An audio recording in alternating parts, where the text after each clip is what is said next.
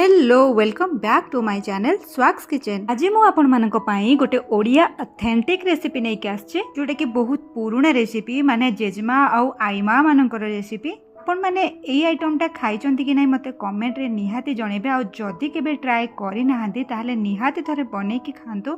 तो आज रो एई रेसिपी पई मु एठी झुलण गुआर आलू अमृतभंडा तोरडा जह्नी बैगण पणस एवं गोटे छोट सारू को एमती काटिकी नहीं जाइए। देन ए आइटम रो सबुठु मेन इनग्रेडिएंट होची मुग। तो गैस ऊपर गोटे कड़े बसैकी आमे ए गोटा मुग सबको टिके बा भजा करनबा। बा भजा माने लो फ्लेम रे आमे 4 रु 5 मिनट ताकू टिके भाजी नबा। बेसी भाजबेनी, बेसी ब्राउन हे गले मुग भल भाबे सीजीबनी एवं तार गोटे अलग स्मेल पळे आसीबो। मुग एठी हमर भाजी हे सारची। वर्तमान आमे दुईटी गिना रे टिके पानी नेकी ताकू एपट सेपट करके पानी नबा, काहे कि ना गोटा मुग रे बहुत गोड़ी थाए। आपण माने जदी डायरेक्ट तरकारी रे पकेई देबे तो पाटी को खाली गोड़ी ही बाजिबो।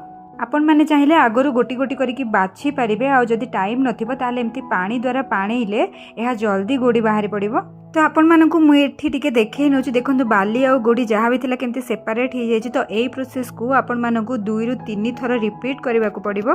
तो चलंतु वर्तमान गैस ऊपर गोटे प्रेशर कुकर बसै कि सेथिरे आमे गोटे ग्लास पानी नै जिबा। पानी रखितिबा भजा मुग सबको सेथिरे आस्ते आस्ते पके नबा। देन मुगरे गोटे चमच लुण देकी आमे ताकू गोटे रु 2टा हुइसिल देकी टिके सिझेई नबा। परिबा सहित मुग सिझिबारे टिके लेट हे थाए, सेथि लागि मु आगरु एमती सिझेई दिए। वर्तमान एठी मुग हमर सिझि जायछि। मु सेथिरे आउ गोटे ग्लास पानी देकी काटी रखितिबा परिबा सबको आस्ते आस्ते पके नउछि। एथिरे सब प्रकार पानी चिया परिबा ही यूज हे थाए। आपण माने संतुला बनेला बेले जहा भी सब परिबा यूज करंती एथिरे सेई सब परिबा ही यूज करि परिबे। वर्तमान आमे 2टा बड़ बड़ टमाटो को काटिकी एथिरे पके नबा। आपण माने चाहिले आंबुल भी देई परिबे। देन सेथिरे गोटे चमच हळदी गुंड, गोटे चमच लंका गुंड एवं स्वाद अनुसार लुण पकेकी प्रेशर कुकर रो लीड को पुणी थरे कवर करि नबा एवं 2टा हुइसिल आसीबा पर्यंत टिके वेट करि नबा। गैस ऊपर गोटे कड़ाई बसैकी आमे 2 चमच तेल नै जिबा। मु एठी रिफाइन तेल यूज करिछे। सेथिरे गोटे चमच सोरिष, गोटे चमच धळा बिरी डाली एवं 7-8टा रसुण को छेचिकी पकेई नबा। रसुण टिके भाजी ही आसीबा परे 2-3टा सुखिला लंका को सेथिरे पकेई नबा। देन गोटे पियाज को काटिकी पकेई नबा एवं पियाज टिके भाजी ही आसीबा परे आमे मेंचाए भृषंग पत्र पकेई नबा। एसब आ टिके फ्राए होबा पई दबा।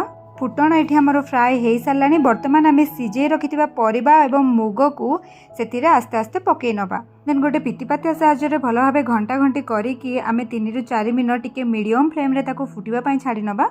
किए एई रेसिपी को मुग फुटा कहती, आउ किए एई रेसिपी को मुग संतुला बोली भी कहती। आपणक एरिया रे एई रेसिपी को कौन कहा जाए आपण माने मते निहाती जणेबे।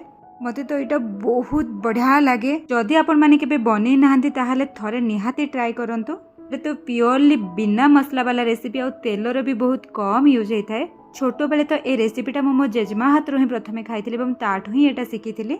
ओके, तो आज रो मुग फुटा बा मुग संतुलार प्रिपरेशन आपण मानकु केमती कोन लागिला मते कमेंट रे जणेबाकू बिल्कुल भूलिबेनी। पुणी देखा हबो आ एको नुवा वीडियो रे एवं आ एको नुवा रेसिपी सहित। आज पई रहिली, बाय बाय।